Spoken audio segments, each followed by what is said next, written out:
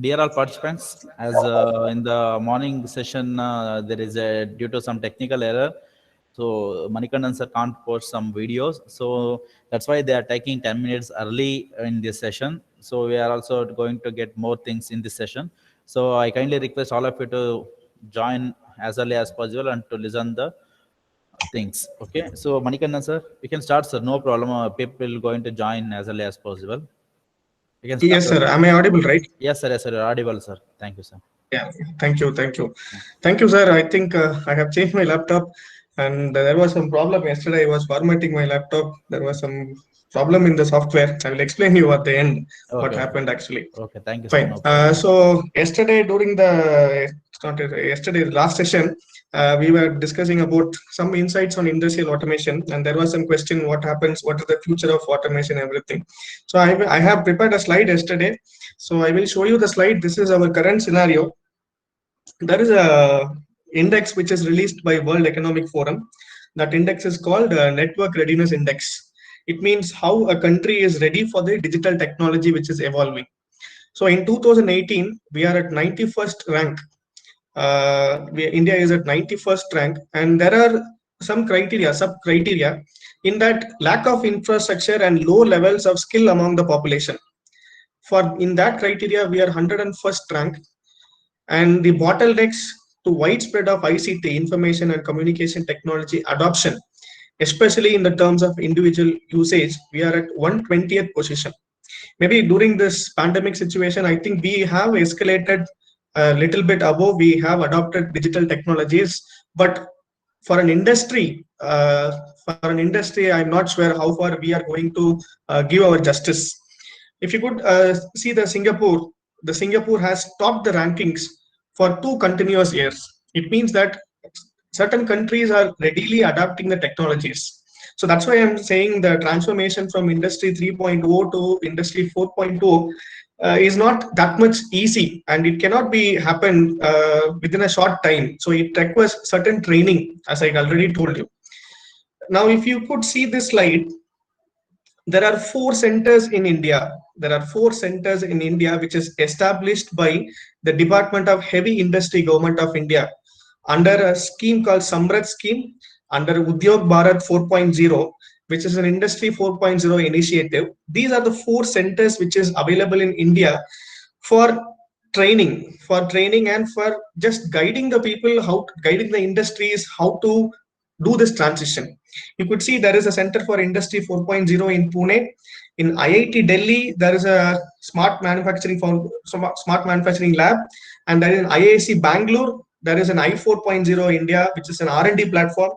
And in Bangalore again, there is a smart manufacturing demo and development cell at Central Manufacturing Technology. These are the 4 institutes right now we have in India, which works with the most of the industries and trying to give this transformation. So that's why I'm just giving an insights. I just wanted to explain this. So this is why I am saying this transition is not easy. Okay, this slide I think we have discussed. I think yes, this is done. This is done. Let me go back to the video which I wanted to show. And this you can see. Sensor. I will play the video. If you can see here, for metal, when I keep a metal, there is an actuation happening. So this is what I told about inductive proximity sensor.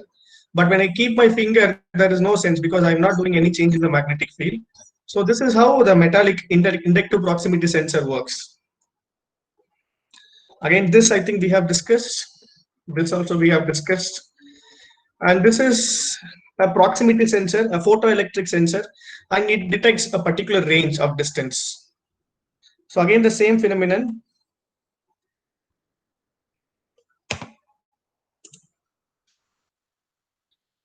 If you could see, you can see the change of LED, right?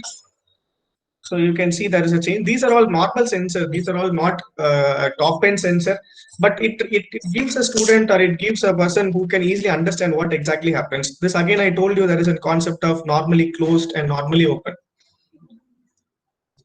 I think this we have discussed.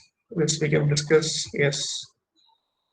This is what I was saying, that right, it's a sliding door. If you could see this car, how the door opens, in the same way a valve operates. So it goes back to a position, that is a home position, and based on that it moves and it comes back. If it is a spring, it automatically comes back. This is how a valve actually works.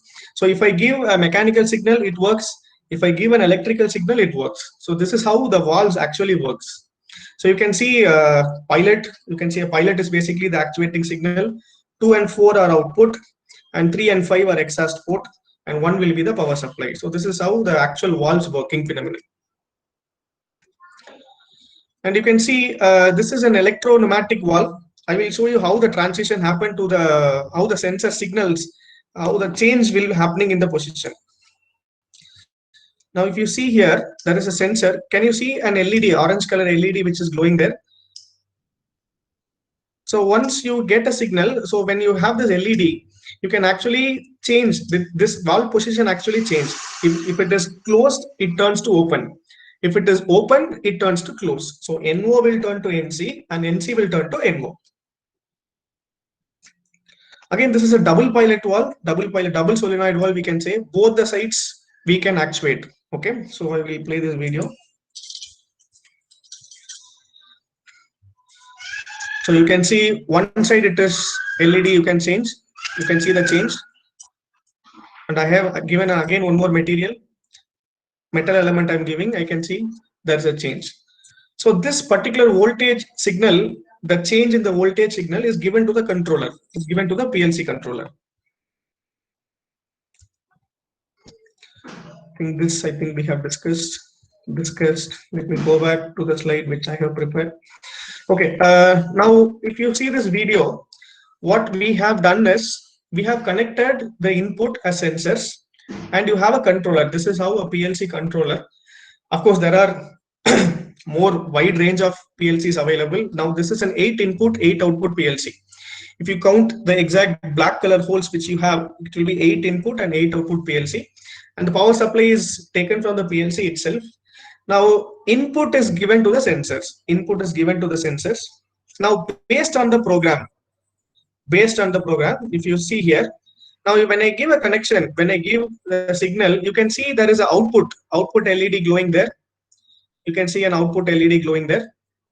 So this is how the controller works. Now when I wanted to, when I program in such a way, after input, I should get after 10 seconds the output. So the controller will wait for 10 seconds. It will not give output immediately. I think this also we discuss. Yes, we discuss. Yes. Okay, this is a small project which I wanted to show. An automatic water filling unit. A small prototype we have done. Let me play the video, just you can see that. If you can see, here, the bottle comes to a position and it stops. The bottle comes, initially it was in this position, you can see a sensor. Initially it was in this position, and after it comes to here, this particular sensor senses the signal. And this signal is given to the controller, stating that the motor has to stop. When the motor has to stop, automatically the filler has to start on. So the bottle is filling now.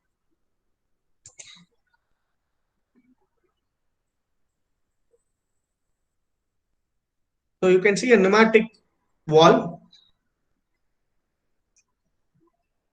and a hydraulic motor there. Now, if you could see, there is a cap here. There is a cap here which we have mounted. Normally in industries, what happened? The cap stand will be 45-degree vertical, so that the cap flow will be there. So each one cap will automatically flow. So the bottle will take the cap.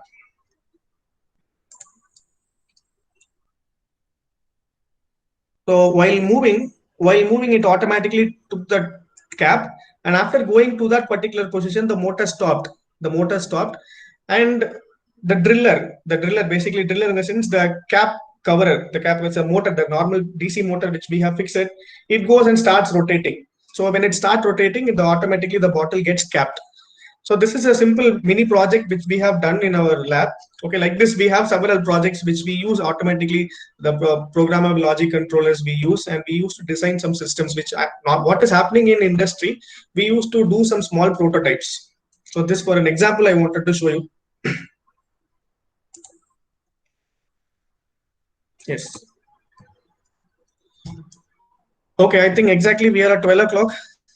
So I will be starting the second session. I hope you are clear, right? So I hope I have shown the videos. I hope you are clear.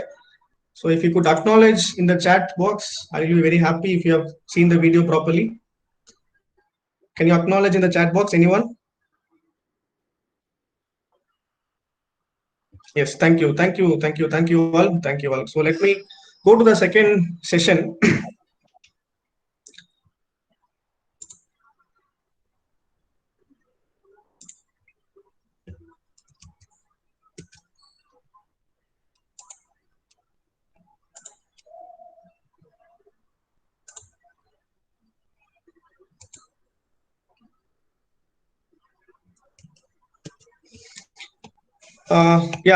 Sir, my screen is visible, right, Dhruv Kumar, sir?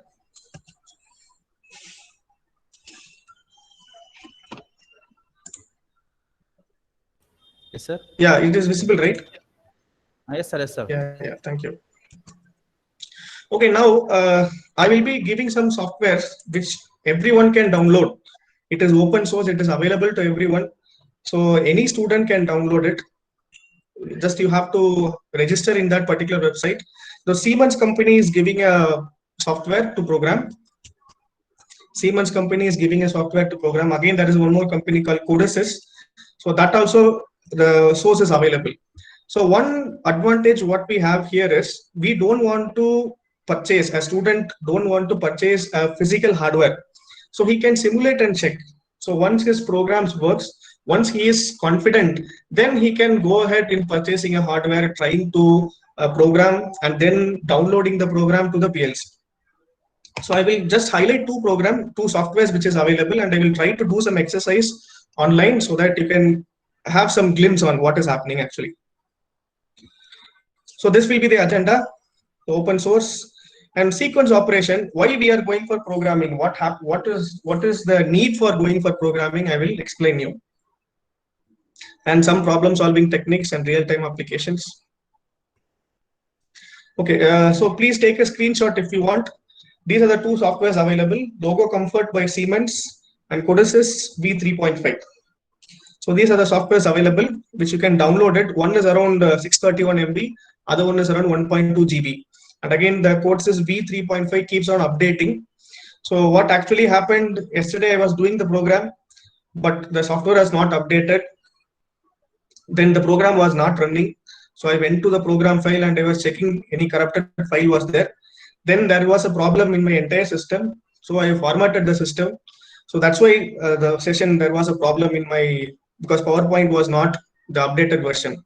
So every time when you open a software, try to update it. Whatever software is, try to update it. If you have a authenticated version, you will be able to update it. Otherwise, you will end up in problems like this, what I had today.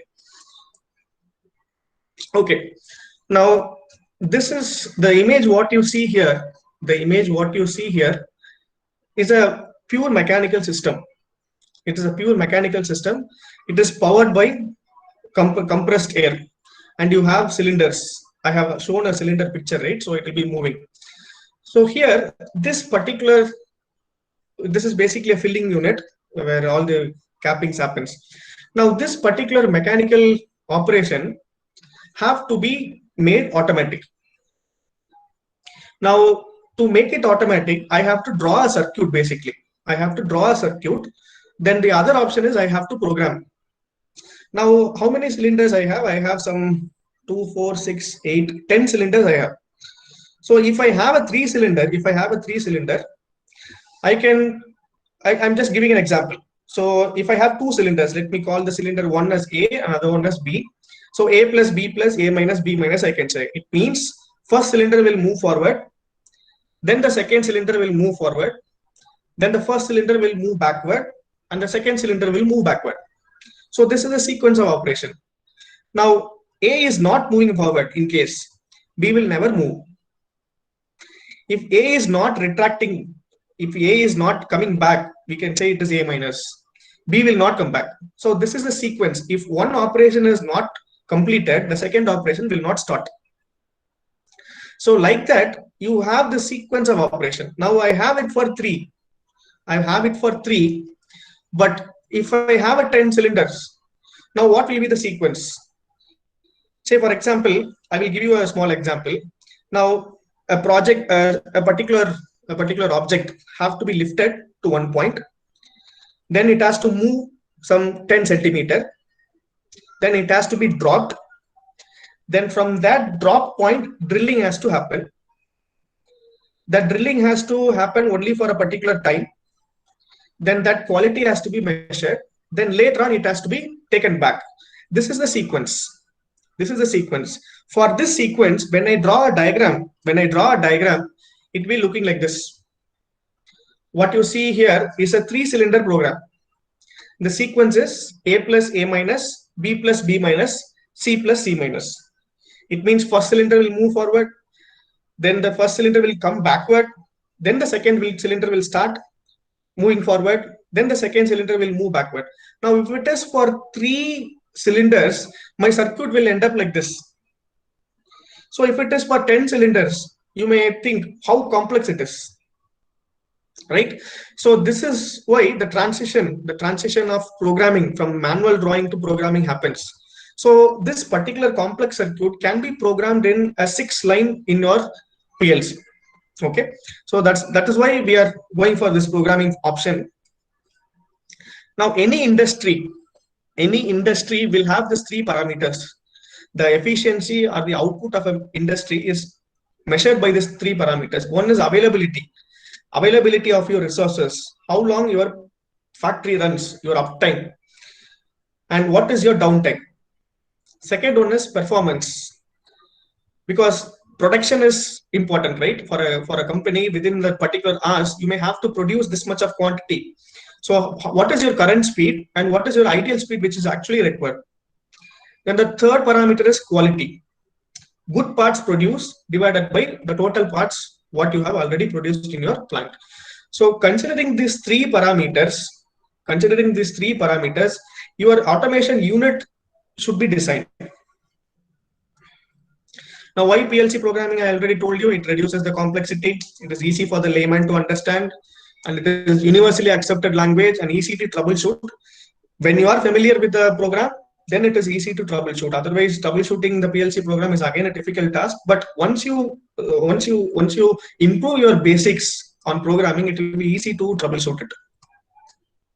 This slide I have already covered in the last session. This also I think covered. We will have some hands-on. Now, this is a production unit.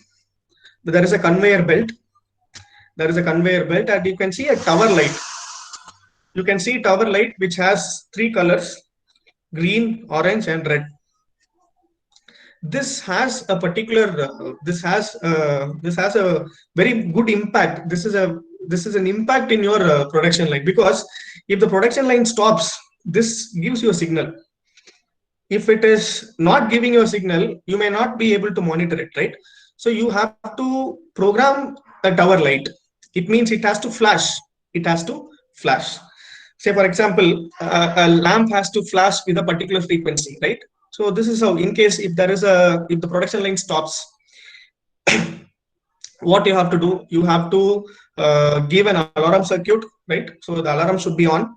Then the second one, you have to have a visual indication to the operator, because in industry you may know they will be having this earphone where the decibel is more. You should have this earplug to stop the noise, so they may not be able to hear the alarm circuit. You have to give a visualization. So for that you have to write a program, a simple program. I'm giving an example for a simple program where the flashlight operates. Now this is how I am telling you the transition of a tower light which is there in the conveyor station in the production line. Now there are tower line sensors which will communicate through cloud. It will give the communication through cloud through the controller, stating that okay, this particular unit is not operating. So the top one is that Industry 3.0, which actually have. The bottom one is what? The transition. The communication happens into the cloud. That is why the transformation from Industry 3.0 to 4.0. Okay, so let me open the software. Just give me a time.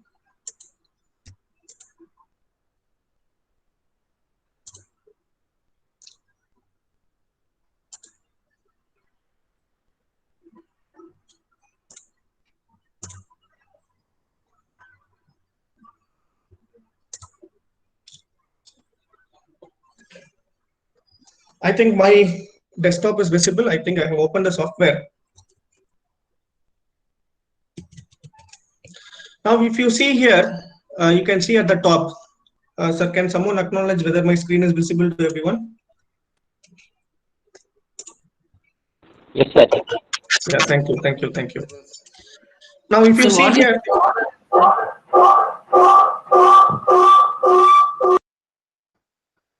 yeah. Now, if you see here, once I open the program, your home screen will look like this. You can see at the top, it is logo, soft, comfort, demo version. Demo version in the sense, you cannot download the program. You have to buy the software basically. But for learning purpose, you can always use that as a student point of view. You can actually learn this, how to program a PLC. Now, there are several options here. I have selected a ladder programming. You can see lines here, right? A black color dark line, which is a vertical line, and you have a lines, which is a horizontal line. So each one is a ladder. Each one is a ladder. So what I will do, there are some left-hand side, you can see make contact, right? Break contact, and relay coil. Relay coil is basically an output coil. So most of your mechanical engineering faculties, if you are handling the PLC lab, if you have, you will be definitely knowing this principle. So just I'm dragging a contact, and it will ask how many, what is your input? So I have some 24 inputs I have. So I will select one input, and it will ask whether it is a switch or whether it is a push button. I told you the difference between a switch and a push button, right? So push button is once you press and release it, it has to work continuously. Otherwise, it will not work, right? So first I'm giving a switch. Let me take a switch. I'm just operating. And I wanted to have an output coil. So I'm taking a relay coil. So I'm just connecting. So let me call this as input.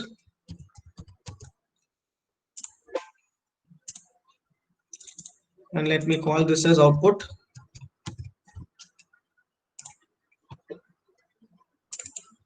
Sorry.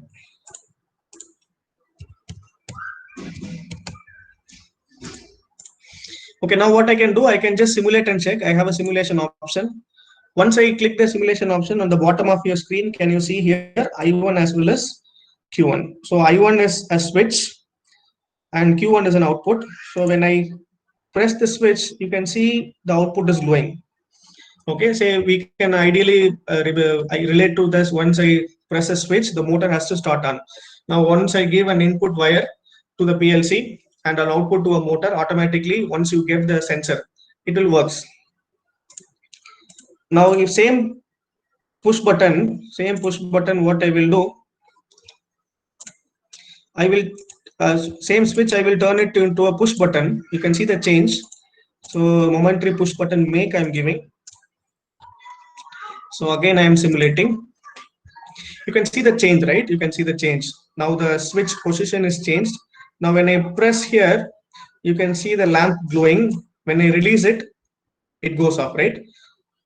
When I release it, it goes off. Now I was talking about a circuit called latch circuit or interlocking circuit. So what I said is, even though if you release it, the output has to be on. The output has to be on. So there is a latch circuit which I will be showing you in the other software. Now we will go to this flashlight. Okay, how to develop a small flashlight, I will be explaining you.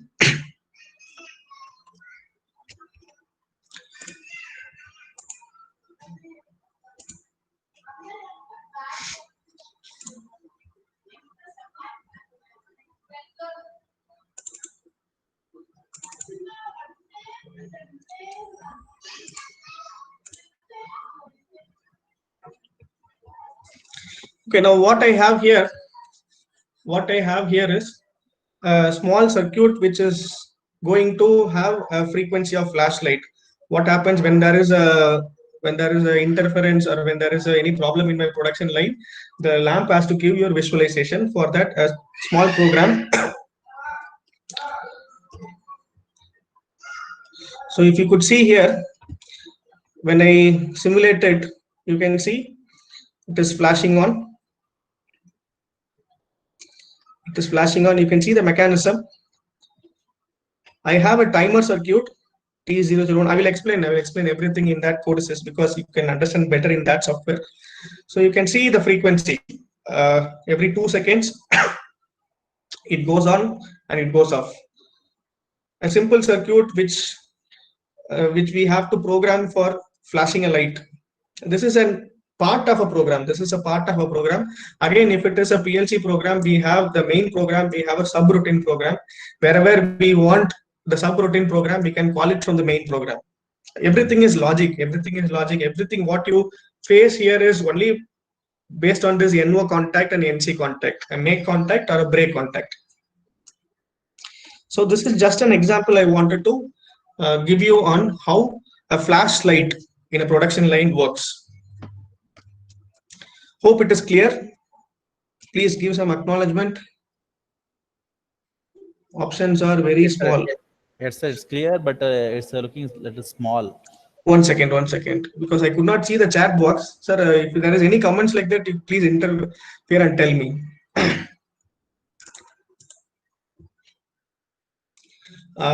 Is it visible now? Yeah, yes, sir, it's now visible. Okay, no problem. Yes, sir. Thank you. So I could not see the chat box, that's why I could not see it. Sorry. Now this is how a program, a very simple program. You can see a timer T002, which is an output of a timer. So, and I'm starting a signal, I'm giving a timer for 2 seconds. Then that particular T001, I'm switching on a memory coil. This M1 is a memory coil, because now when you see here, when if I wanted to drag a drag a coil, it will ask for me. You could see here, it will ask Q2. When I click on Q2 are outputs. It is showing as output. Now when I press M, it is showing flag. It means that it is a temporary memory. Which I can remember. I don't want to waste one output. Rather, I can remember that particular concept for a short time. So that is why I'm using a memory. So with that memory, I am switching on the next timer, which makes your flashlight to switch off within 1 second. And that T001, the first timer, will be switching on the output, which is the output which we normally take it to the light. Okay. So this is a simple program which I wanted to showcase. Let me go to the next software. So I think you can able to see, once you start working on it, it will be easy for you. You assume a particular situation. Okay, I have an industry like this, and I have some raw materials coming like this, and I have to move this particular moment. So how do I program it with that particular logic? So you can easily build it. So let me go to the next software.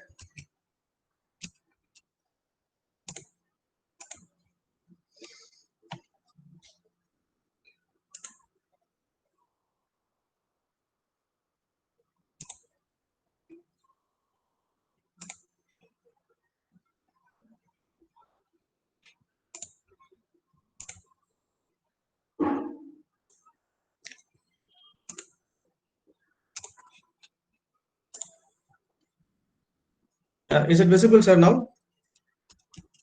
Yes. Yes, sir, it's visible now. Yeah, thank you. Okay, let me start from the first.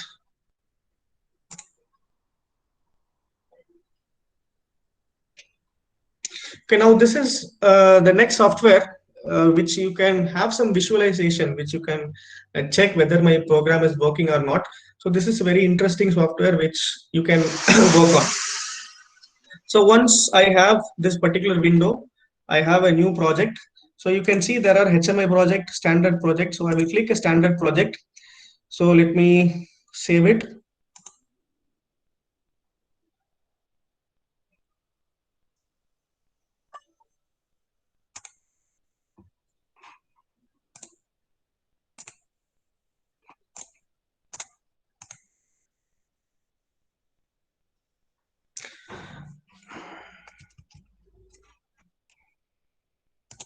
Sir, 1 second, I will share the entire screen so that the pop-up windows also will be visible.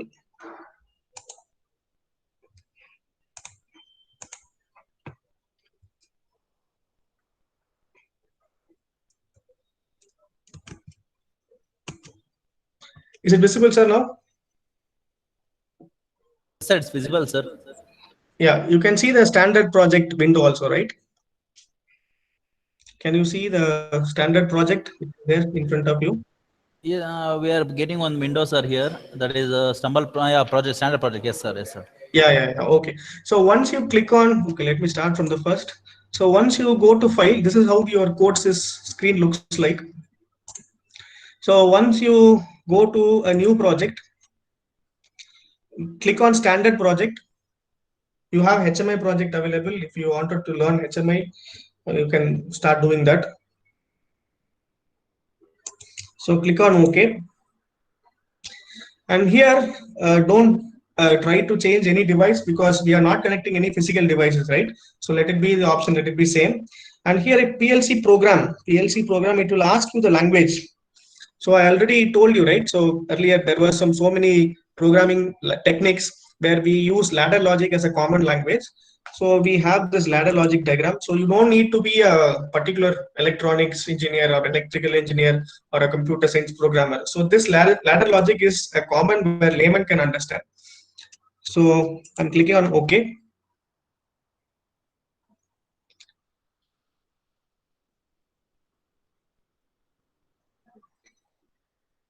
So once I click OK, on your left hand side, you can see PLC logic had come, application PLC program.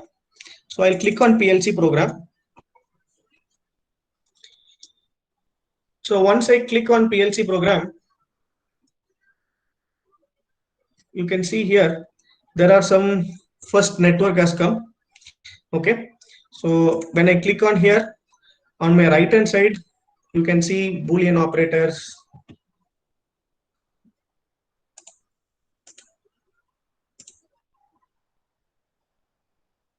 Let me just zoom it possible.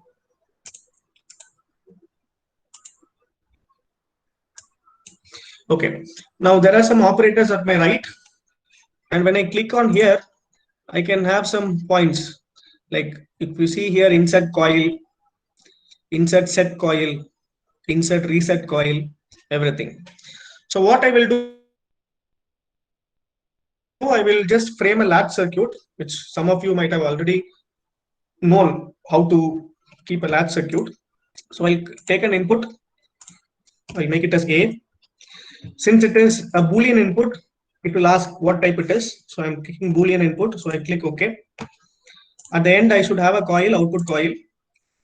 So I'm giving an output coil. Okay, so I'm giving an output coil. Keep it at 100%. Yeah.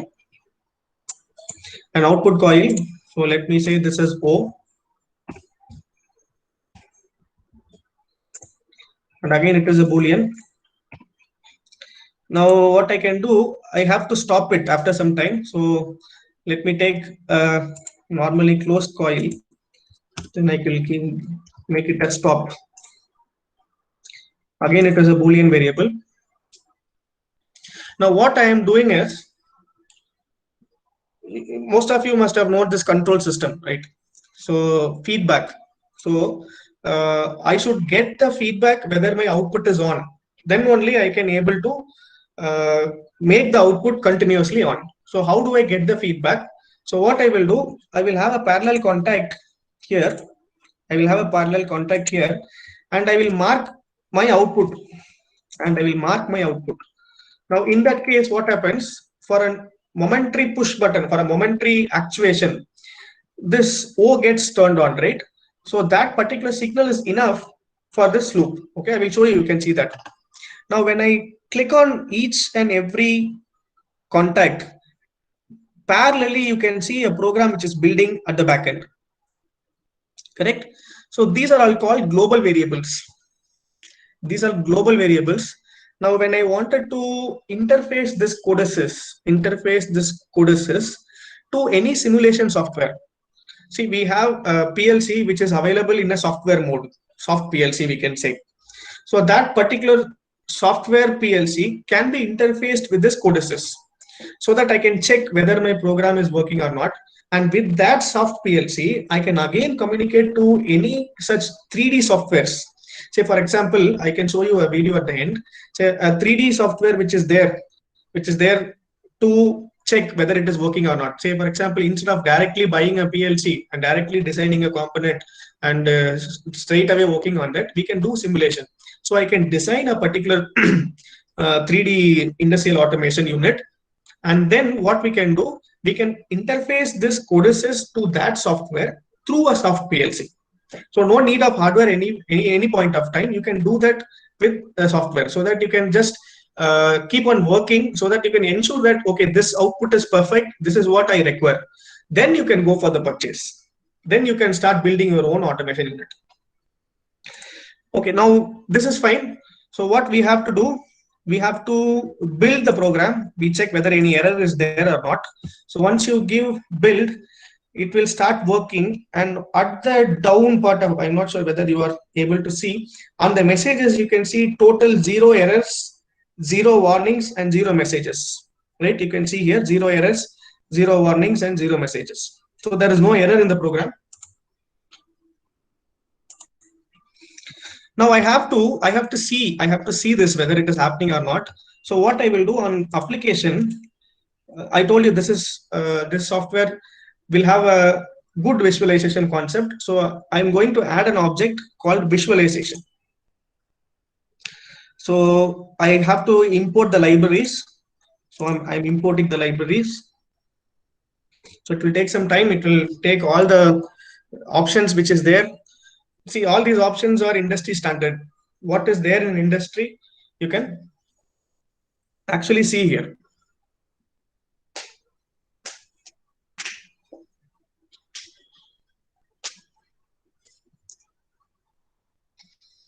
It will take some time. Please be with me.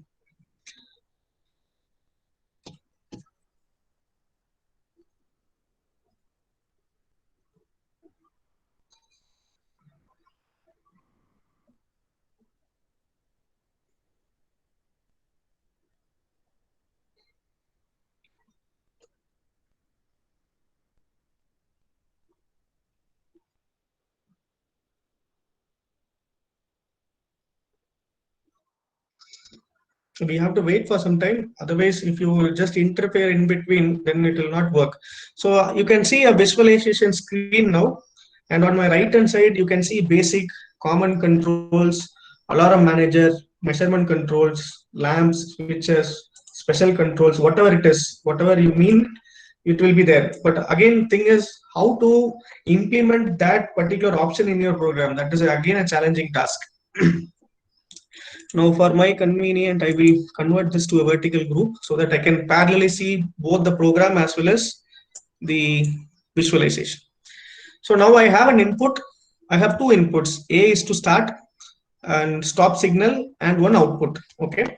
So let me go to the common control. I have a button. So let me drag the button to my visualization. You can see a button had come here. So I can write this as start or A, whatever it is, I'm writing as a start. Then again, I have one more stop button. So I'm copying and pasting.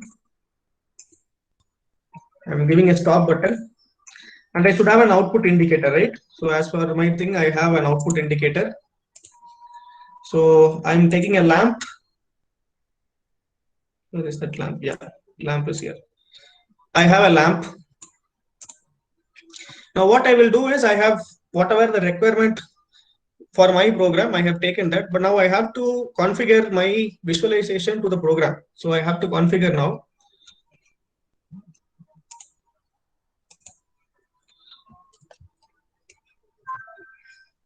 Now click on the start button. Click on the start button. It will ask so many things depending upon whatever way you want, whatever size you want, but that we can do it later. But what we actually require is how to configure my input. So there is an input configuration at the end.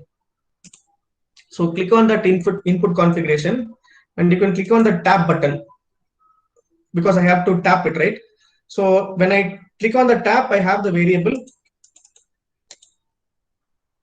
So once I click the variable, it will go back input assistant, and on my application, I can see this is my Boolean algebra. So Boolean value A. So A is basically start. So I'm giving on OK. So immediately after that, you can see here, the variable is configured. So I'll do the same for my stop. Stop is here. And for my output, I'm giving a for O. So I have configured all my inputs. Now, since we don't have a physical hardware, I am going for a simulation mode. So once I click the simulation, you can see a red color icon here. Red color, it's stating that it is very ready for simulation. So go to online and log in. So it will ask a sim device application. Click on yes.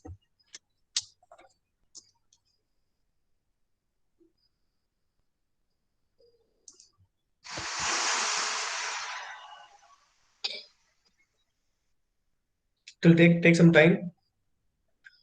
It is generating its code.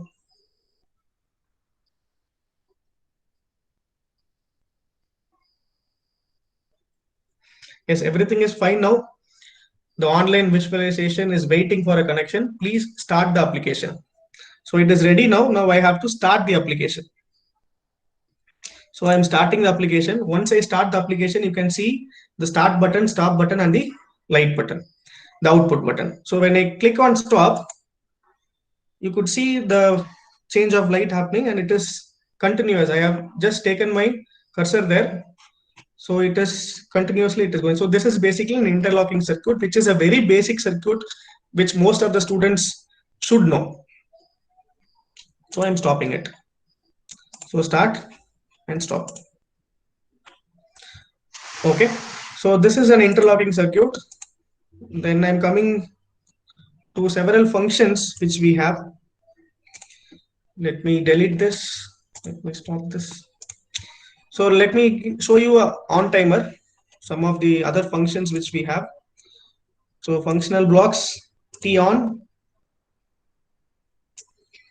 So just I'm dragging a timer circuit here. So T on, once you click, it will ask what is the type. So type is T on. So it is an on timer. On timer is some output is off already. An output coil is off. You have to switch it on. You have to switch it on. So this is an estimated time. So don't give any values. Let it be free. Preset time. So I'm going to wait for 5 seconds. So T hash 5s. So this is the command which I wanted to give. I don't have stop, right? So let it be. Now let me build the program again.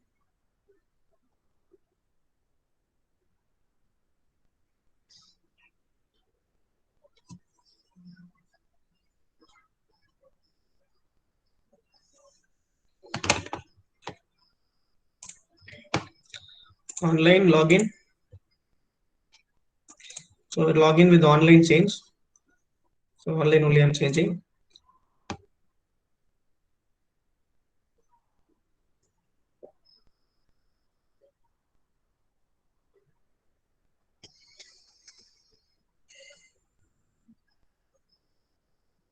Now it is ready. So I have to keep on pressing it because I don't have the feedback loop. So I have to keep on pressing it. So once I keep on pressing it, you can see the change in the time. So it is 3 seconds, 4 seconds, and after 5 seconds, it is getting switched on. So this is a delay time which we are giving in the program for switching on an output. Now let me ask you a simple question. You can answer it easily. Now I wanted to use an off timer. Now what should be this contact? Whether it should be a normally open contact or whether it should be a normally closed contact. My question is very simple. Instead of switching on an output, I'm going to switch off an output. So for that, which contact I have to select, whether I should select a normally open contact or whether I should select a normally closed contact. Can you give your responses?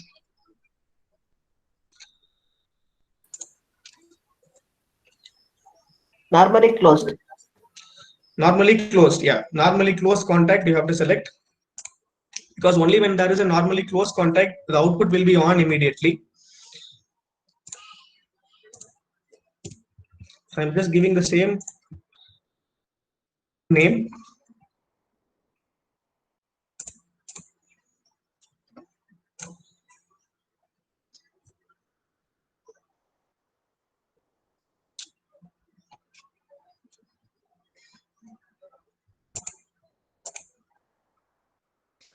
I have to change the timer 1 second. Not change the timer. So I'm giving a T off timer now. T off. T of 1. So I already have a T on timer which I don't want to have. So delete it, because it will unnecessarily take a space. It will take the memory of the program.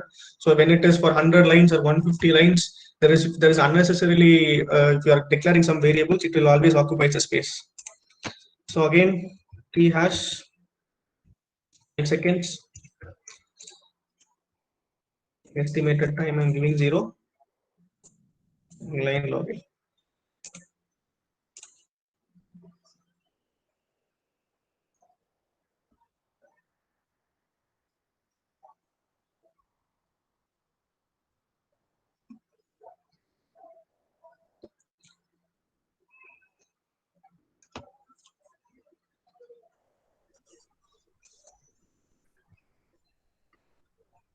Now, if you see, when there is a simulation happen, the output is initially on. So I'm pressing my start button. I have to leave it, I think. Yeah, I'm pressing it. Now, if you see here, the output gets off after 5 seconds. This is an off timer.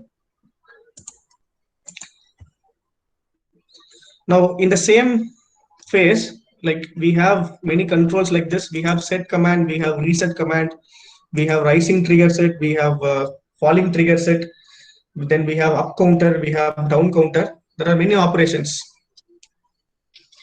So these are the fundamentals I'm just showing. Now let me take you to an example.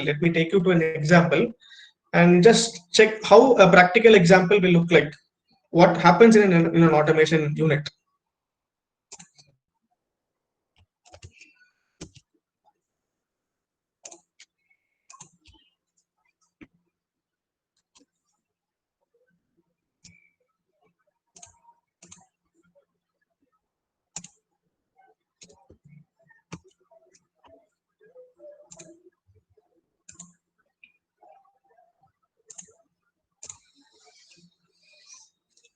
Okay, I think this particular slide, what you can see here is a silo. Silo is basically where the cement is being stored when you go to a construction plant. Okay, cement or concrete structure, whatever it is. So it has been stored, and it is a very crucial application, because everything should be functioning normally. If there is any abnormality in that particular unit, it may lead to accidents. Okay, because industry standards, there should not be any accidents, 0 accidents. Normally we celebrate this National Safety Week in the month of April. It ensures that there should not be any accidents inside the industry. So when you are designing an automation unit, you should take care of everything. This particular silo filling process, you can see from a tanker truck, and there is a loading hose, and you can see a pinch valve. There is a video there, but I could not play it now. It will take some time. So let us go to directly to the example. And you have a pinch valve. Now there is a transformation of the concrete mix, whatever it is going to happen. And you have a compressor, you have a control panel, you have level sensor on both the sides, and you have a pressure sensor, and you have a jet filter, and you have an alarm circuit. This is the structure. This is the structure of a simple silo filling process. Now, how to automate this, and what are the technicalities involved? What are the technicalities involved? I'll be just giving a problem statement. When you read out the statement, you will understand how to program it and what should be the task of a particular design engineer. So this particular example, let me read out. Please, you can also read by your own. Let me read out. So in a cement factory, limestone have to be filled. Filling process can be started only when the start push button I1 is activated and hose properly connected. Now, how to ensure that hose properly connected? Because when the hose is not properly connected, it will spill over. So the next statement gives the solution. A metal contact on the filler neck ensures that hose is properly connected to the silo. This signal is read as input 2. So right now we have two inputs. The compression valve on Q2 is then opened. Q2 represents an output basically. The venting filter on Q1 being triggered simultaneously. So when Q1 is on, Q2 also should be on. The venting filter is on throughout the filling process to ensure release of pressure through filter. So the venting filter should be on continuously. The level indicator on I3 signal, where it will give when the silo is full. So I3 gets an indication, I3 given input when the silo is full. Once you get the level indicator input, an audible alarm, which should be for 60 seconds. Which should be for 60 seconds. And the pinch valve on the truck must be closed within that particular time. Within 60 seconds, the pinch valve should be closed manually. A person will be there, he has to close it within that 60 seconds of time. In case if he completes before 60 seconds, there is a manual acknowledgement button, which is called I6. So the audible alarm can be manually reset through the acknowledgement switch on I6. If the hose could not be emptied in time, a 30-second emergency filling procedure can be activated using the button on I5. So what happens here, again there is a task. In case if we could not do it within 60 seconds, then a 30-second emergency filling procedure. That means I have to again switch on my compressor. Q1 and Q2 should be on. That can be activated using the button on I5. An overpressure monitor in the silo also terminates the filling procedure automatically. This is signaled by an indicator lamp on Q5. Now what happens when an overpressure monitor gives the signal? It means that my silo is getting pressure, so it is not possible to operate, it will blast. So at that time, what I have to do, I have to immediately terminate my compressor. All the output should be off. And immediately once it is off, an indicator lamp should be there on Q5. I told you, right? There is a flashlight happening. So flashlight happening in the sense, it will give you a visualization because operators will be wearing earpads, right? To reduce the noise. As per industry standards, they will have to wear that earplug. So they, in case if they could not hear the alarm, you have to have a visualization. So that is the indicator lamp on Q5. Now this is a complex process, not complex process. This is a very initial process. It can be complex later. If we wanted to control some 6 or 7 silo filling in one unit, and they wanted to have a control for everything, so that increases the complexity. Now, how to program this? How to program this? We have to understand the logic first. So whenever you see a problem statement, whenever you go to a field and if you see the particular person will say, sir, this is what I require, this has to be switched on, this has to be switched off, I have to have this delay. So that particular logic is what you have to build. So now don't forget, don't go in deep with the problem. Just take how many inputs and how many outputs, what the input has to do with the signal which is receiving, what the output have to respond, and how it has to respond. That is where we have to concentrate. Now, when I break this problem into simple units, first thing I can confirm, an overpressure monitor input, okay, an overpressure signal input should terminate the entire process. So wherever I have Q1, Q2, Q3, Q4, Q5, whatever it is, I have to block with that particular input. I have to block with that particular input. That is one thing I can understand. Second one is Q1 and Q2 should be switched on simultaneously. So there should be a parallel contact between Q1 and Q2. Now, there is a timers involved. The timer is again 60 seconds. And if that is not working, it has to move to another 30 seconds. So I have to have a sequence of timers. So this is how I will plan. Okay. So just try to just, if you have a paper and pen, just try to at least draw a flow chart. Draw a flow chart where how a process has to be executed. Okay. I'm giving you another 2-3 minutes. I'm giving you 2-3 minutes. Just read out the problem and try to give a flow chart how this sequence has to happen, what has to be switched on first, what has to be switched off at the end, and what are the inputs. Try to draw a flow chart. I will give you the solution now. Let us take 2-3 minutes of time or 5 minutes of time. We'll start at 12:50. Let us take 3 minutes. Just try to draw an overall view what has to be happened.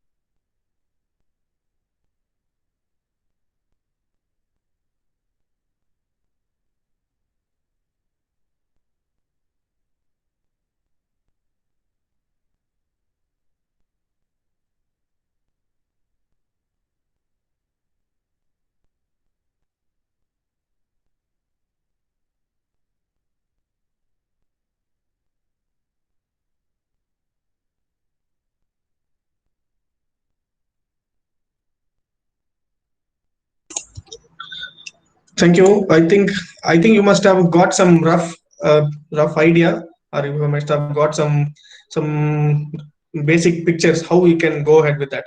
So let me share the solution for this.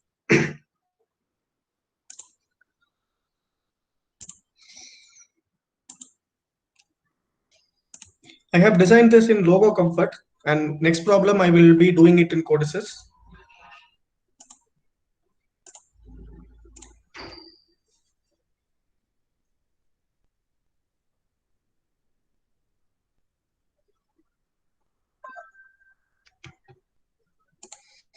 Okay.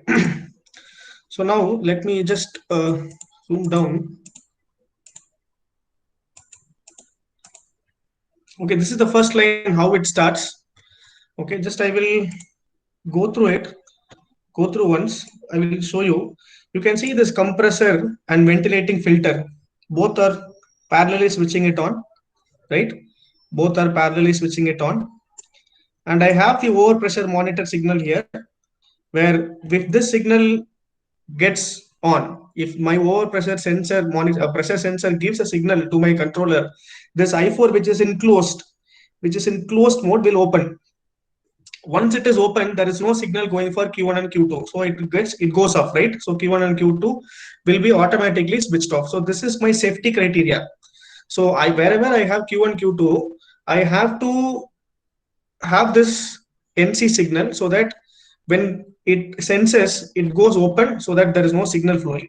And what was given, the overpressure monitor, once it sends, it has to give an indication signal, right? So there should be an indication signal. So this I4 somewhere, yeah, you can see this I4 overpressure monitor is switching on a lamp coil. Now I can extend this program by attaching the flashlight program here. So instead of a lamp which is switching on, I can make it blinking, so that the visualization will be better when compared to a normal lamp coil, because once it starts blinking, you get special attention, right? So this particular task is done.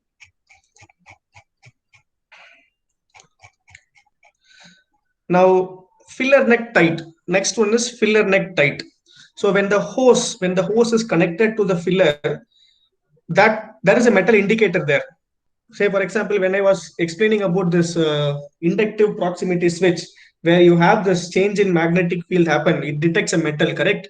So in the same way, if the both hose and the filler neck is tight, both are metals, so when it is tight, okay, there will be a sensor which senses that particular signal. If the filler neck is not tight, I2 will open. So if I2 is opening, you can't start your emergency filling procedure. You can't start your you can't start your start procedure, and you can't start your emergency filling procedure. So I1 is the start input, and Q1 why I'm giving is basically Q1 is the feedback signal. That is a start push button. So once I press and leave it, it starts switching it on. Now what I'm doing, I have to switch on timers. Okay, I'm using set and reset command. Let me come back.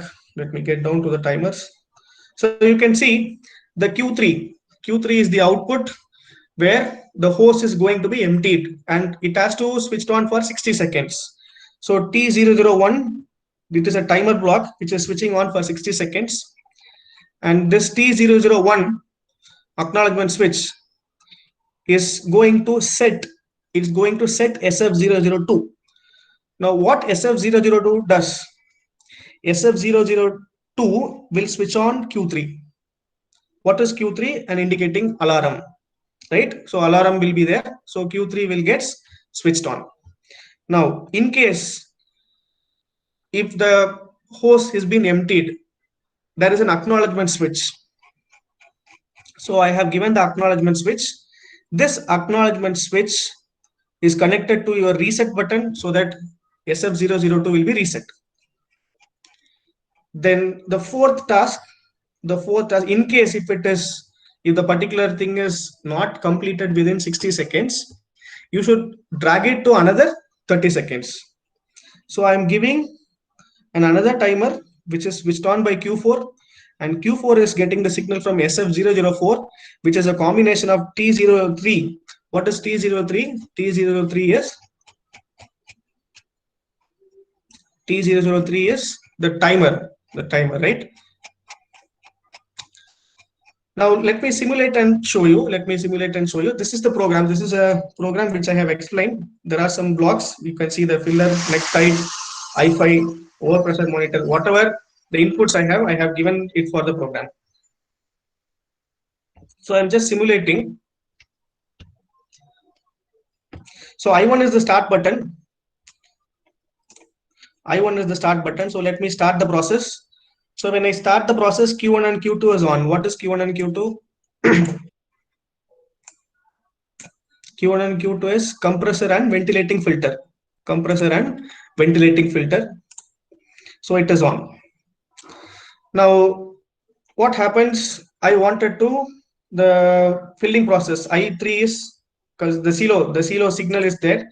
Now, once the silo is full, I3 when I ignited, Q3 is switching on, right? Q3 is switching on, and when Q3 switches on, the alarm should be for how many seconds? The alarm should be for 60 seconds. So when I switched on I3, you can see this timer gets on. So it is switching on for 60 seconds. Now, which is the acknowledgement button? I5, right? I5 is the, sir, I'm giving acknowledgement. Before 60 seconds, I have completed my emptying process. Sorry. So once I press the I6 as acknowledgement, then what you can see, this particular timer went off, right? So this is how you have to build your program in such a way that it gets working for all the conditions which you require. Now overpressure monitor is there, which is very crucial for safety. Now again I am repeating the process. I'm switching on I1. Q1 and Q2 is on. Now when I click on overpressure monitor, when the overpressure monitor gives the signal, all your output should goes up, right? So when I click on I4, Q1 and Q2 went output, and Q5, which is an indication light, switches on, right? Can you see here? I'm switching on a process. Q1 and Q2 starts running. Okay. Now when I click on I5 is the emergency procedure which is happening. Apart from 30 seconds, apart from 60 seconds, another 30 seconds is added. So what I'm having here is Q1, Q2 is on, Q3 is on, Q4 is on. So all outputs is on. Now when I press I4, which is an overpressure monitor, every output goes off and my indication light gets turned on. Can you see here? So this is how you have to satisfy every condition for a particular problem. I think you must have got some idea. So if you got some rough idea, that is enough how to work on it, because based on the solution, based on the requirement, you can keep on building your logic. So if you get rough idea how to build a program, that is more than enough for this session. Can I get some acknowledgements? Are you following? Did you got any rough idea how to program it?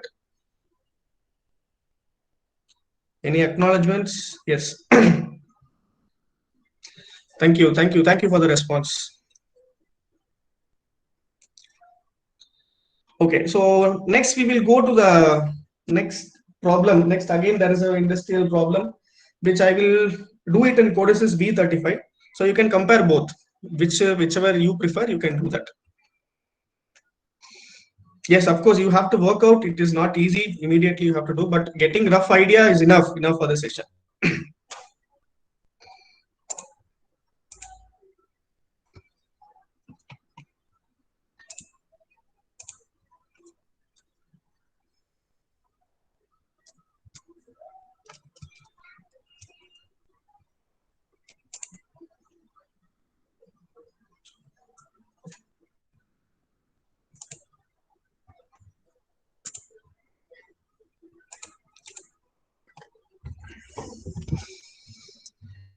Okay, this is how I wanted you to break down that particular problem into what is actually required.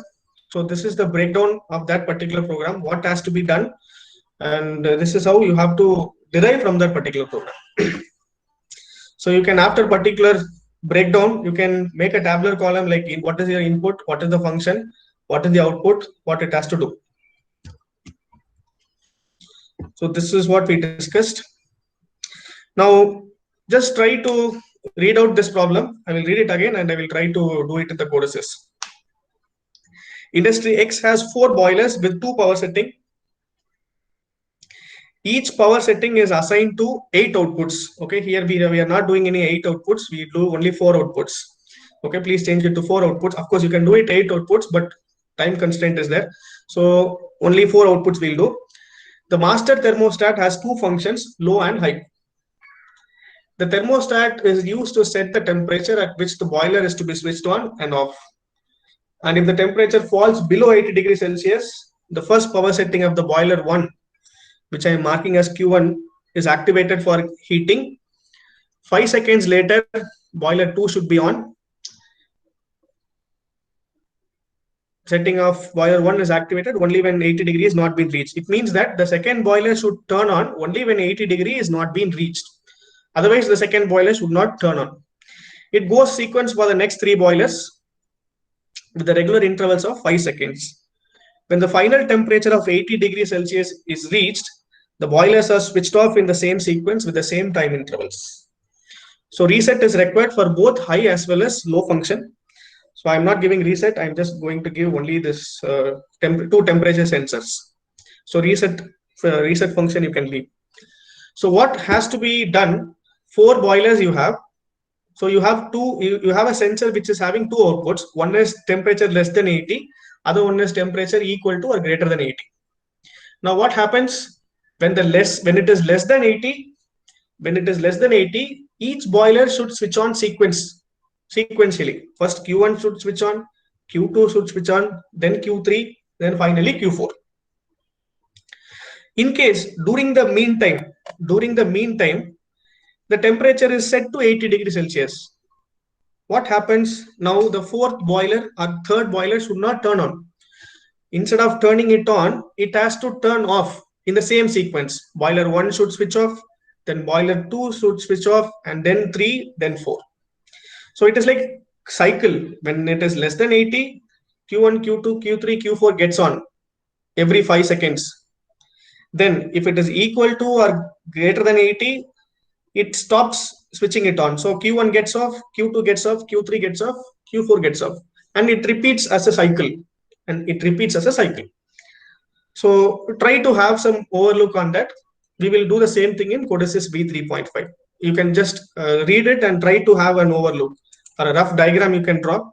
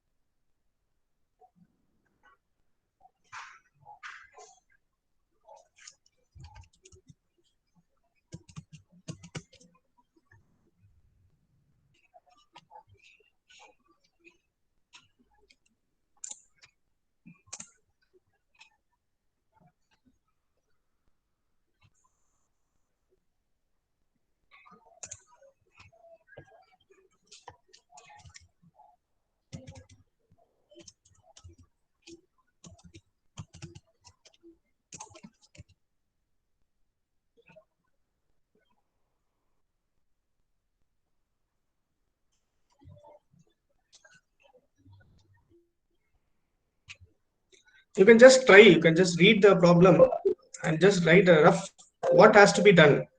A start button should be there, a stop button should be there, correct? Then let us, if it is starting through a sensor command, then sensor signal has to be taken. So for that, what you can do, so try in that mode, just you can have some rough idea. No need for having this complete solution or something like that. Just you can go through the problem and try in your level. So this is a beginner level, right? So you can, once you practice, you will understand basically.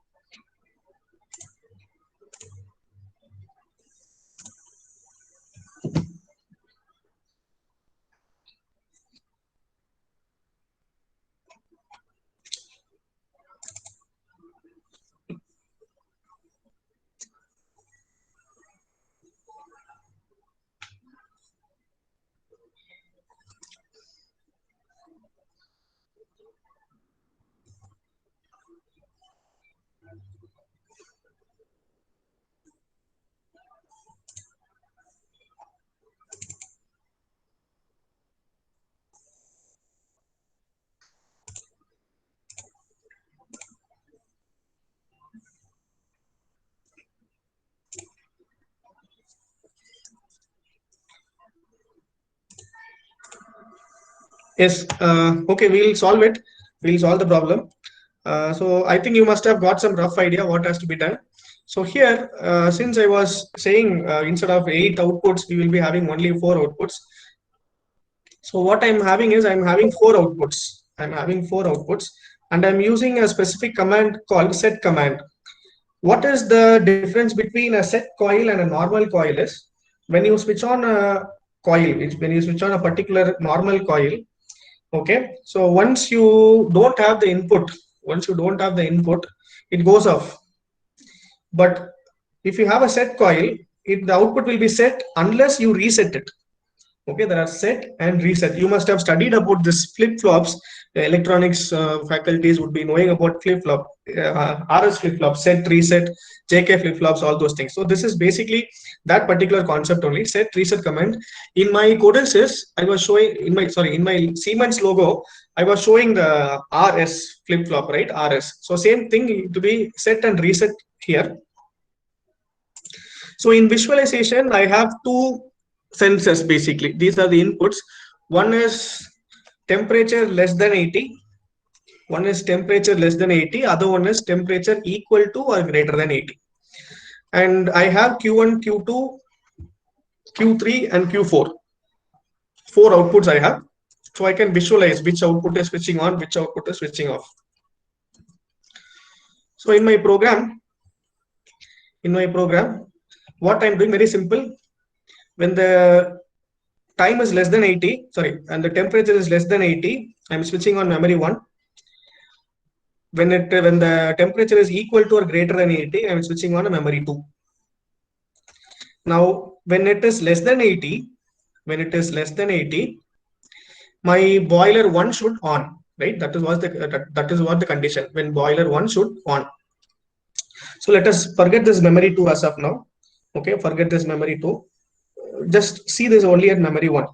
So when the memory 1 is on, Q1 is on.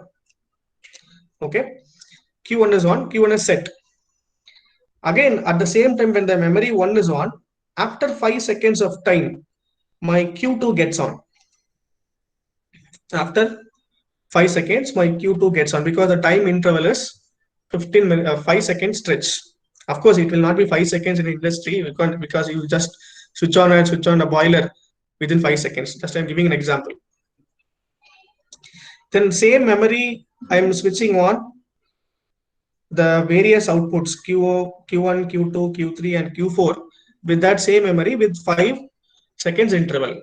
In case if you want to have 8 outputs, then you have to have Q5, Q6, Q7, Q8 again with the memory 1. Now, memory 2, when the memory 2 gets on, when it is getting on, it will be temperature equal to or greater than 80, because depending upon the sensor we have. Now, when it is equal to 80, I'm switching on memory 2, and this memory 2 I'm resetting Q1. That means the set coil which was there in set coil will be reset. It means Q1 will not get output. Now, in the same way, what I did for this memory 1 and memory 1 for each sequence timers, I'm doing in the same way, 5 seconds, 10 seconds, 15 seconds, I'm resetting all. Now, what I'm doing, why I'm keeping this memory 2 block here? Because it will not switch on. When it is equal to 80. Okay, because this memory 2 will goes into normally open mode, so it will not switch on. So I'm keeping this memory 2 here so that it will not switch on when my temperature is equal to or greater than 80. Now, when the temperature is less than 80, I'm resetting my memory 2. What is memory 2? Memory 2 is temperature equal to 80. And when the temperature is equal to 80, I'm resetting my memory 1.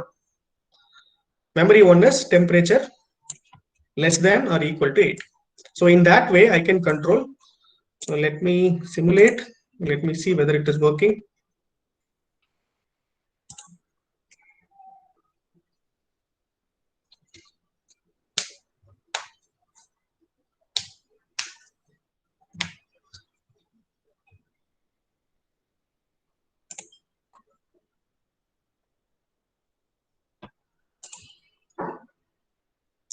So let me click on temperature less than 80.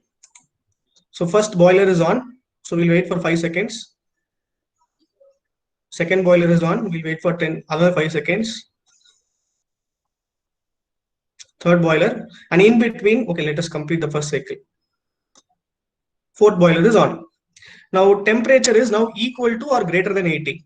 This sensor is giving the signal. So boiler 1 switches off.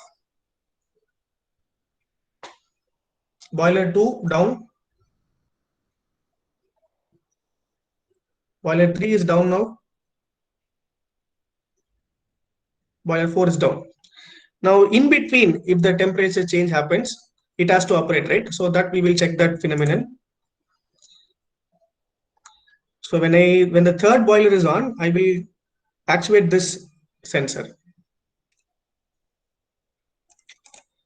Now when I actuate this got turned off, right? Q4 did not turn on. Q4 did not turn on. If you notice, Q4 did not turn on. And sequence, first it was switched off initially, then it got switched off initially, then later Q3 gets on. So I'll repeat. So this is a normal procedure. Temperature less than 80, Q1 is on now.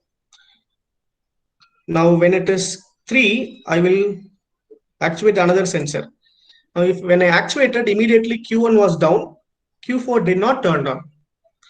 And after that, as per the sequence, Q2 is down and now Q3 is down. So this is actually the requirement for that particular task, correct? So for that particular, this is actually the requirement. I think we have completed the task for both the circuits.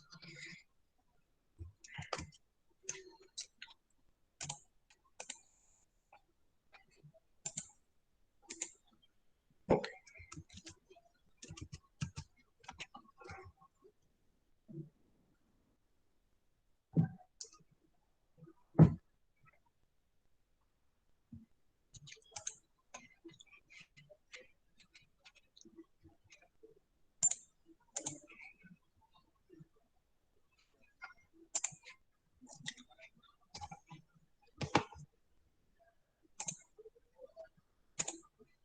I think I have left out the counter part, right? Counter, up counter and down counter I had left out.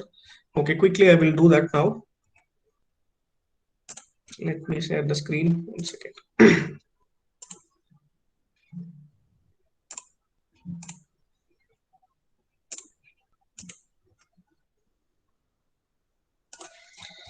So I'll delete everything. Okay, let us start a new project.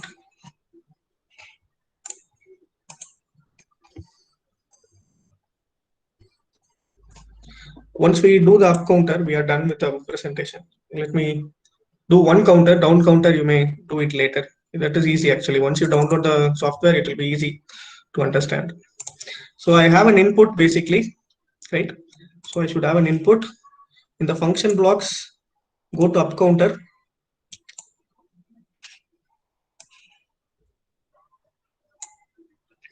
Yes, up counter is done.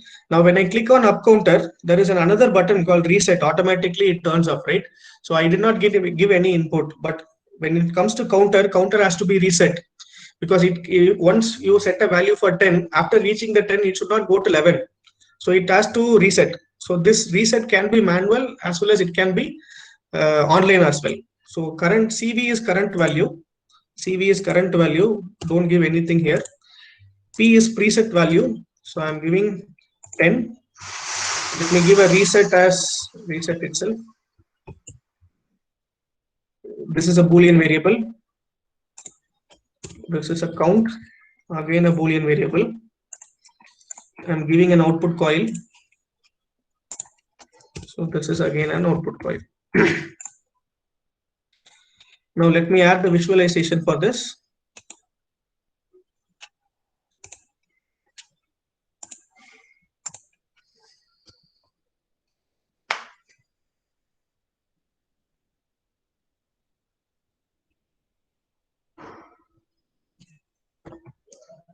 We have 10 more minutes. I'll complete it. I'll complete exactly at 1:25 or 27.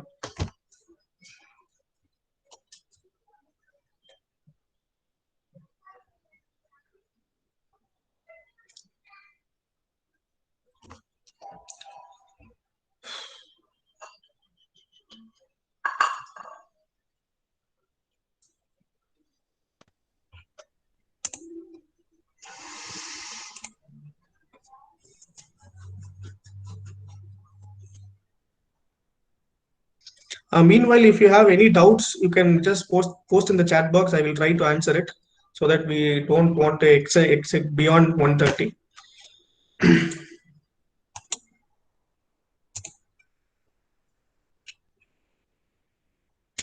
So I have a button. Let me go to common controls. I will take one button. I should have a reset for that. So reset is a switch basically. So I will take a switch here. Instead of having a button, I will just show you a demo on switch. Let me take a switch here. Again, let me take an output, which is a lamp.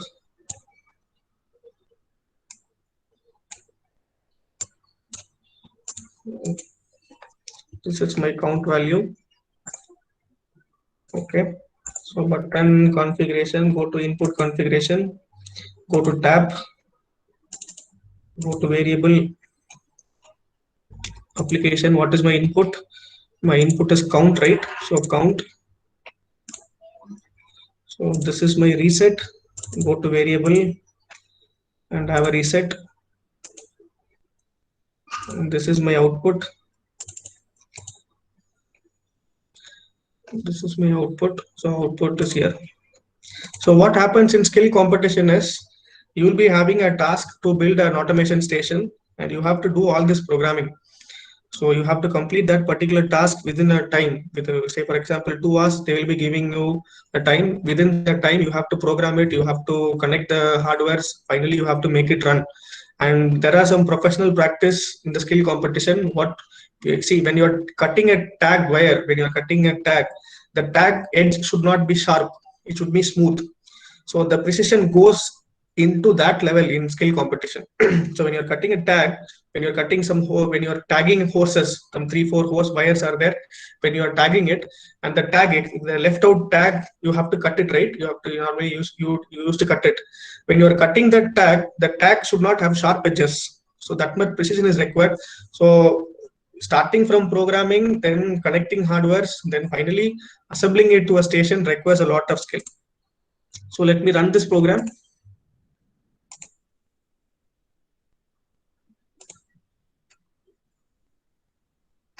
I think simulation mode it should be. So I did not put it in simulation mode. Now it is asking device name.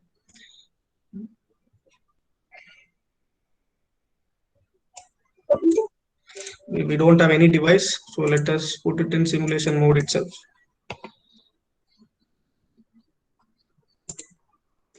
So you have a PLC now, online login.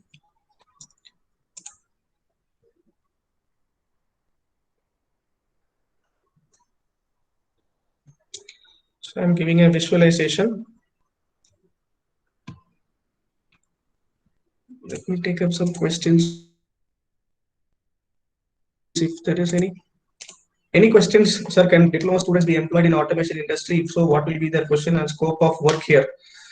If you see, I have been working, since I am the jury for mechatronics, you know Toyota, right? Toyota company, which is there in Bididi. So there, most of the employees are diploma candidates only. So they have different levels of skill training. So I have visited their training institute as well. So diploma students have a bright future in automation industry. If you are a mechatronics diploma engineer, once you have some experience, initially when you step into an automotive industry, the salary package will be less. But once you get some experience, once you learn the skills, definitely there are some good opportunities for diploma students. what extra skills required is, only thing is you have to put them in lab. In lab you have to practice, and whatever there in our curriculum, see, whatever I am showcasing today, we used to teach our students apart from the curriculum, since we have the credits, when we have the limitation in the number of hours, so we may not able to deliver all this inside the classroom. So we have to be discussing all these current technologies outside the working hours. So normally we used to train students in between 4:30, after 4:30 our working hours, they will be in our lab for 2 hours.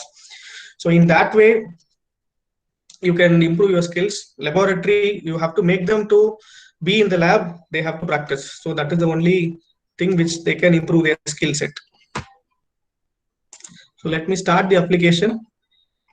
So I'm just clicking on count. So when I press the count, you can see the CB is 1, current value is 1, 2 now, 3, 4, 5, 6, 7, 8, 9, and 10. And for the 10th output, you get a signal on the output. Now, if I wanted to reset, I will reset. So when I do the reset, it's to be 0 now. Okay, so this I'm manually doing, but actually there are some functions there are some programming techniques where you can get the online reset as well. So I think I'm done with the presentation. Whatever the basics which I could deliver, I have delivered. I think that's it from my end. Any questions if you have, you can ask me. Otherwise, over to you, Dhruv Kumar sir. Thank you, sir. Thank you for your valuable time. So, any questions from participant side? Please ask. Free to ask.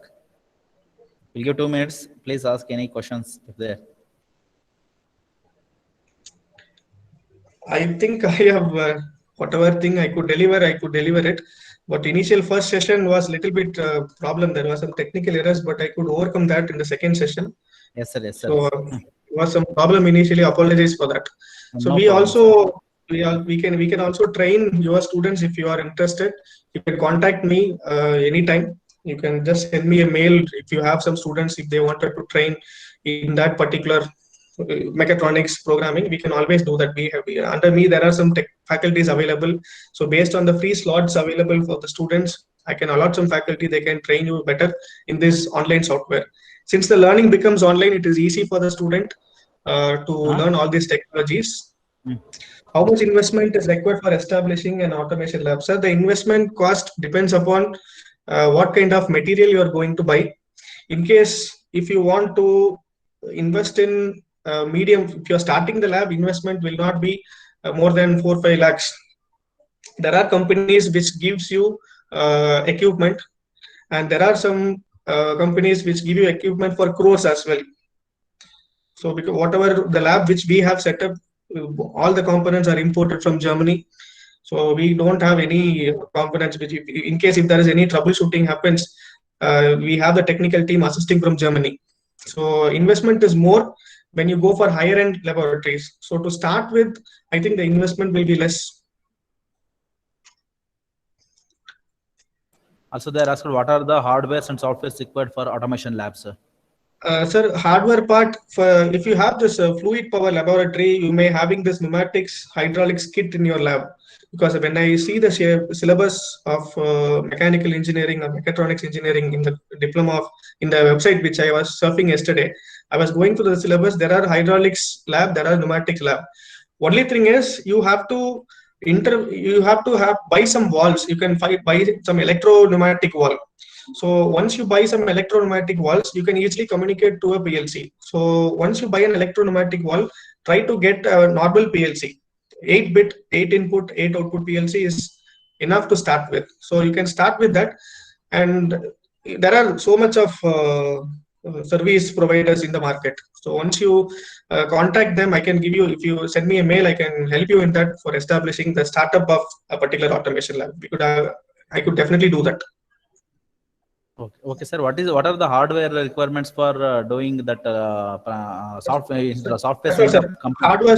I told electro-pneumatics is what you have to pitch in. Initially, you will be having pneumatics and hydraulics. In most of the diploma colleges in mechanical engineering, they have this pneumatics and hydraulics lab. They will be having this lab for sure. Now, what you have to do is you have to buy some electro-pneumatic valves and try to buy a PLC kit. No, don't buy the kit which is directly available. Buy a PLC, separate PLC you can buy, and you can communicate to the PLC. Because once you buy a kit, what happens? It will be like plug in and plug out. You have to plug in there, you get an input, you get an output. So nothing, the student will understand only that. But when you buy a PLC separate, you have to wire it by yourself. So you get to know about lot of stuffs involved in that. Siemens SMC they have automation modules, but they are costed too high. Yes, sir, they are costed too high because their investment is high in the country, right? So they have the CSR, corporate social responsibility. Also, they have to. So there are some problems which companies also have. So they can't reduce the cost of training, but there are possibilities. There are possibilities. You can select what option you have. What are the system requirements, sir? Sir, for this particular software which you want to work out, you should have an i3 processor. You should have an i3 processor minimum, and 8th generation, 8 GB hard disk is more than sufficient. Okay, sir. Thank you. Another reason is there, sir. Is there any trainer kits available for students for industrial automation? Sir, that's what I'm saying, sir. Don't rely on trainer kit. You build that kit.